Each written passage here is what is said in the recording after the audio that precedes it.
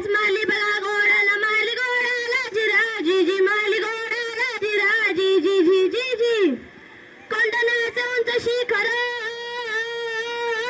कोंडणाचं उंच शिखर रात किरकिर मोठी अवघड गडावर जावे तरी कसे नकावे दोन्हीकडून फासे एवढे तानाजीने आपल्या पेटातून घोरपट काढली आणि त्या घोरपटीचे नाव काय माहितीये यशवंती यशवंती चाल यशवंती कुंकुवात तुला आज यावे आमच्या मदतीला गडी यायला आमच्या हाताला वचन दिले आम्ही राजाला मावळ चढती वरतीला जागे होती स्वाभिमानाला जागे होती स्वाभिमानाला